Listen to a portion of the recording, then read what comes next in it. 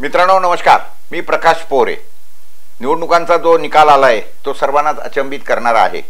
तो तसा तुम्हाला ही असेल, त्याचबरोबर जी लोक निवडून आलेत त्यांना आणि जे लोकचा पराभव झाला त्यांना सुद्धा हा अचंबित करणाराच निकाल आहे, याच्याबद्दल वादच नाही।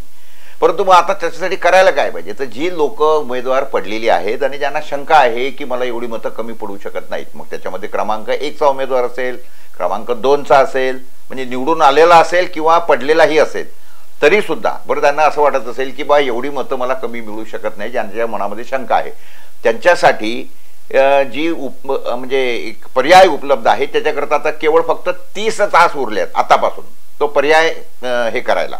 कुठला तर व्हीव्हीपॅट जे असतात, स्लिप असतात, त्याच्यातल्या 5 मशीनांचे किंवा 5% मशीनांचं तुम्ही काउंटिंग करू शकता। हा तुम्हाला सुप्रीम कोर्टाने दिलेला पर्याय आहे, मग तो वापरा। आणि त्याच्यासाठी आता केवळ 30 तास उरलेले आहेत, कारण 7 दिवसामध्ये हे करायचं असतं।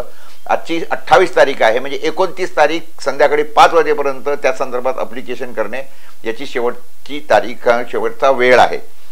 मी पुन्हा सांगतोय, मी अनेकदा या संदर्भामध्ये अनेक लोकांना फोन करून सांगितलं आहे की एकदाचा सोक्षमोक्ष होऊन जाऊ द्या, कारण अनेक ठिकाणी असं झालेलं आहे की जेवढं मतदान झालं त्याच्यापेक्षा जास्त काउंटिंगमध्ये मतं मिळालेली आहेत। कुठे कुठे कुठे एखाद्या गावाचं मतदान 300 असेल तर तिथं पेटी म्हणजे मोजलेले जे काही मतं आहेत ते 600 650 आहेत। हे खूप याच्यामध्ये तफावती आहेत आणि ह्या सगळ्या बाबी तुमच्या सुद्धा कानावर आल्या असतील। त्यामुळे मी या सगळ्या संदर्भामध्ये पुन्हा सर्व लोकांना विनंती करतो की जा, खरं म्हटलं म्हणजे याच्यामध्ये चुका आहेत, आता बराच घोटाळे आहेत, परंतु आता ते पाहायला आज वेळ नाही। कारण काय, मी त्यातला महत्त्वाची गोष्ट सांगतो तुम्हाला की जर समजा तुम्हाला व्हीव्हीपॅट जर चेक करायची असतील, त्यातल्या स्लिपा मोजायच्या असतील, तर काय केलेलं आहे माहिती आहे काय, लोकशाहीचा खून केलेला आहे। लोकशाहीचा खून केलेला आहे तो कसा की तुम्हाला जर करायचं असेल तर तुम्हाला प्रति मतदार बूथ पोलिंग स्टेशन हे तुम्हाला 40,000 रुपये भरायचे आहेत, अधिक जीएसटी भरायचा आहे 7,200 रुपये, म्हणजे 47,200 रुपये भरायचे आहेत। तुम्हाला ही मॉकरी म्हणजे तुम्हाला ही थट्टा वाटत नाही आहे का लोकशाहीची? असं कसं तुम्ही म्हणू शकता? कारण असं आहे की आपली लोकशाही जी जिवंत आहे ती कशावर जिवंत आहे, तर ती मतदानावर आहे। आणि तुम्ही जर त्याला असे पाहिजे, एखादा जर गरीब उमेदवार असेल त्यांनी इतके पैसे आणायचे कुठून? पार्टी असेल एखादी, ती करत असेल एखादं समजू शकतो, तरी सुद्धा मला त्याला ऑब्जेक्शन आहे की हे का असं नाही व्हायला पाहिजे। हे सगळं फ्री अँड फेअर व्हायला पाहिजे। तुम्ही एकदा 10,000 रुपये भरले की तुमचा तो हक्क आहे सगळ्या संदर्भामध्ये, माझं मत गेलं कुठे किंवा मला गेलेली मतं गेलीत कुठं हे माहिती करून घेण्याचा प्रत्येक उमेदवाराला हक्क आहे। लोकशाहीने तो तुम्हाला दिलेला आहे, बाबासाहेबांच्या घटनेने संविधानाने तो हक्क दिलेला आहे।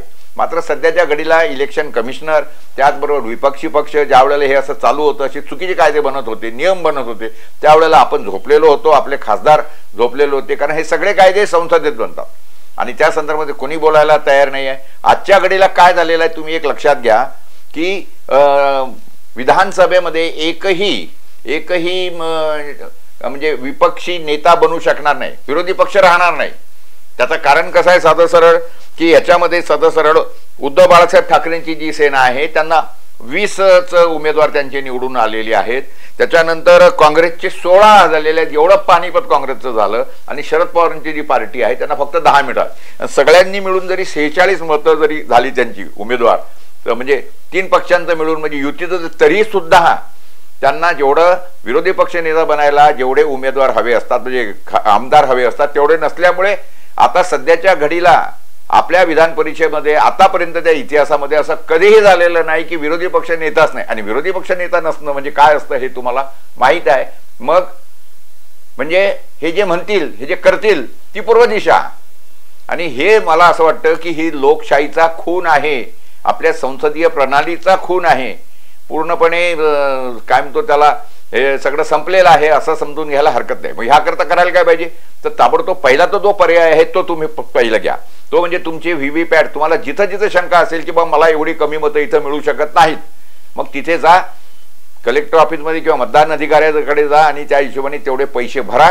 जर त्याच्यामध्ये एका स्लिपचा जरी फरक आढळला तरी तुम्हाला ते पैसे परत मिळतात, परंतु तो सुद्धा मुद्दा बाजूला ठेवा। परंतु आजच्या घडीला 30 तास उरलेत म्हणून मी मुद्दाम तुमच्या समोर आलो आणि तुम्हाला हे सांगतो आहे, हे करणं अत्यंत गरजेचं आहे। पुन्हा या सगळ्या संदर्भामध्ये आपल्याला मुद्दाम आठवण स्मरण देण्यासाठी म्हणून मी मुद्दाम आलो आणि हा व्हिडिओ तुम्हाला रिलीज करून सांगतो, त्याकरता आलो। कृपा करून एकदाचा या विषयाचा सोक्षमोक्ष लावा। म्हणजे व्हीव्हीपॅट वगैरेच्या संदर्भामध्ये जे चाललंय, ईव्हीएमच्या संदर्भात जे चाललंय ते सगळे घ्यायचेच आहेत विषय, परंतु आजचा पर्याय दुसरा कुठलाही न घेता हा सरळ सरळचा आजचा दिवस तुमच्या हातामध्ये आहे, उद्याचाही दिवस आहे, परंतु तो गमावू नका.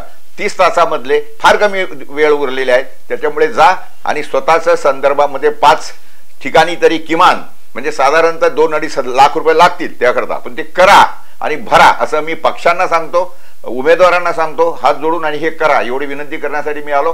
नमस्कार.